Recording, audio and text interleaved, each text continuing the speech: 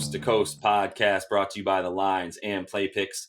Coming to you from Oakland, California, Josh Lander, joined as always by my counterpart on the East Coast, Nate Weitzer. Another great article up on playpicks.com for you today from Nate. We're going to get into a bunch of that and the lines as well. As always, if you do need a FanDuel or DraftKings account, head over to fdpicks.com or dkpicks.com. Find all the listings in your area. Hit those likes and subscribes for us. Jump in the comments. We're having some fun. Pretty good week so far. Bring you some winners. Try to keep that momentum going, Nate, for tonight on the February the 24th. Yeah, and jump in those comments, like and subscribe to be eligible for a gift card, which we're going to mention later in the show today. On this huge slate. We start off with the Warriors +2 at the Pacers. Celtics right now -2.5 at Hawks. Rockets -3 at Cavs. Those are maybe the two worst teams in the NBA. Raptors +3 at Heat. Wolves +4 now at Bulls. Pistons +9.5 at the Pelicans. The shorthanded Spurs are +2.5 at the Thunder. The Hornets are +10 at the White Hot Suns. And the struggling Lakers +8.5 right now, most places, at the Red Hot Jazz. That's an intriguing game to watch. I don't know if I feel comfortable betting it right now, the way the Lakers just collapsed in the second half the other night. I am, however, intrigued by a couple of the earlier games we mentioned. The Celtics looking to bounce back against the Hawks after two really heartbreaking losses for my boys on the East Coast. And the Bulls and Wolves. The Wolves really struggling, did not respond well to that new coach. So, Josh, I'll let you lead it off. What are you looking at tonight? Yeah, well, I'm going to get into those games with you too, Nate. I'm going to start with the Warriors and Pacers. I continue to enjoy finding some value when the Warriors are on the East Coast playing some of those grinded out teams like the Pacers, who, just for starters, have been a lot better in their last four games. It does help when you're not on a 4-game road trip versus, four of the best teams in the league as they were. And now they're, they've had some cupcakes on the schedule in their last four, which they've taken advantage of to go 3-1. But something else they've done, Nate, that I've seen is they actually took out Jeremy Lamb from the starting lineup, made him the sixth man for some offense in that second unit where he's a lot better, and moved McDermott to the starting lineup. That's helped their offense a lot in the last four. Just, obviously the opponents help your offense sort of improve. But definitely they've shown a lot of strides regardless. And they score a ton of their points in the paint against the team that they're taking on tonight in the Warriors, who give up a ton of points in the paint as well. They do have Wiseman back, which is nice, but I'm looking for them to continue to have some tired legs on the East Coast. They had the game in hand against the Knicks last night, allowed them to come back, and the Dubs only scored 20 in the fourth quarter, causing Steph, Draymond, and Wiggins to all play 37 plus minutes each. So I think they'll continue that tired stretch today into the game against Indy. And one thing I'm looking at, since I do like those points in the paint that you can get from the Pacers, Sabonis, if you get him 20 plus points and a Indy Indy victory, you're talking plus 158 on your money with a really small spread anyway. So I really like that. That's why we defer to you, our West Coast expert for everything Warriors. But something to note about the Pacers, which is right on point with what you're saying, they are actually leading the NBA in net rating in the fourth quarter over the last 2 weeks. So that fits perfectly with what you're saying. If the Warriors are going to get tired down the stretch, that little nugget is in our power rankings on thelines.com, which can really help you sifting between these teams. And speaking of which, yeah, we have the Celtics definitely ranked above the struggling Atlanta Hawks. Yes, Boston, both teams are 3-7 over their last 10, but Boston's numbers, when you dive a little deeper, are much better. They're fourth in 3-point defense during that span. The Hawks are shooting a rough 33% from three. They have lost 5 of their last 7 home games. They're giving up 118 points per game. They're 27th in defensive rating during that span. And 0-5 on back-to-back sets this year. Yes, the Celtics will not have Kemba Walker tonight, which is why I'm looking at not just a C's win, but a guaranteed 25-plus points from Jason Tatum, whose usage rate jumps up to 32% when Kemba's out. He's averaging 30.7 points per game on 50% shooting over his last 3 against the Hawks, who do not have DeAndre Hunter, and that's been a key reason for their struggles lately, especially defending the wing. I think Tatum eats tonight, and the Celtics finally get over that hump and close out.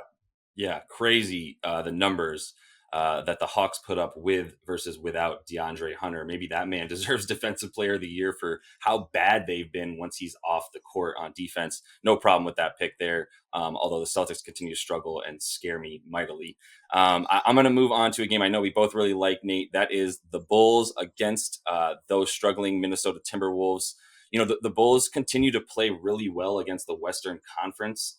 Somehow this year they specifically in points, the over has hit in 7 of their last 8 home games against the Western Conference. Home is where they play well there as well. They're 11-4 against the spread overall this year against that conference, which is something I really like. They would have covered their last 5. They were 1 point shy of covering against the 76ers recently, but other than that, in their last 5, they've either covered or been extremely close. And then Minnie, as we know, continues to be really, really bad. Still no D'Lo. They've lost 5 straight. They just gave up 139 points to the Bucks, and I don't see them, necessarily improving on their East Coast swing right now against the Bulls. Feel really good about that -3.5, and something I know that you like as well is Zach LaVine to continue to put up really, really good numbers. The all-star Zach LaVine, if he puts up the 30 plus tonight against the Timberwolves and the Bulls win, you're looking at some pretty good odds on your money there. Yeah, that's plus 172, and I'm also intrigued by Wendell Carter getting over 10 rebounds. He's up to 30 minutes per game. Initially came back on a minutes limit, but he's going to play a lot trying to defend Karl Anthony Towns tonight. If he just gets 10 rebounds and the Bulls win, that's plus 300. And we're talking a Wolves team that gives up the 3rd most rebounds per game on the road. So love that value there. You can find that in our Play Picks article. And then we turn to the Red Hot Suns. Oh my goodness, they're looking to become the first team since 1971 to win 3 straight games by 30 points. I don't know if they cover 10 against the Hornets tonight, but I do like their offense to stay on fire. Over their last 8, they have a ridiculous 130 offensive rating, averaging 123.6 points per game. Devin Booker has been unconscious. They're shooting 43% from downtown. And they're facing a Hornets team that in their last 4 road games has allowed the most points per game, 125. They are 27th in defensive rating and 6th in pace during that span. They've really given LaMelo Ball the keys to the offense, kind of experimenting with that a little more up-tempo. And they've been brutal defending the three-point line. Utah just scorched them for 28 triples at a 50% clip. And they've given up 20-plus threes 5 times this season, going over in 8 of their last 11, while the Suns have gone over in 7 of their last 8. So, of course, we like the over here. Continue to pound those overs. The Suns are really, really nice with it right now, as you mentioned. So, taking on having the struggling Hornets come in is perfect for what's going on with them right now. One game, another team that you could say, I don't know if they're scorching, but the Raptors are pretty hot right now.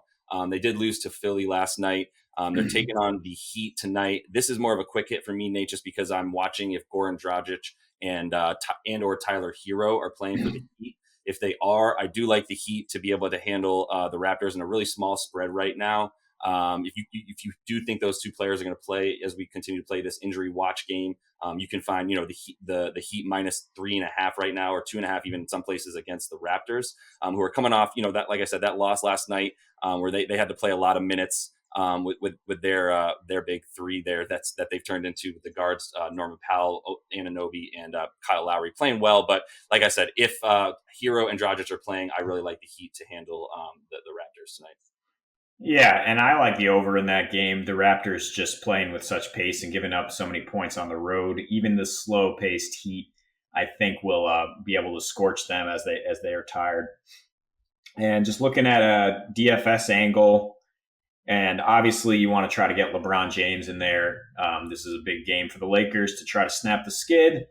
His props are pretty intriguing at still only 29.5 points at FanDuel. I think there's no way he doesn't get over 30 tonight.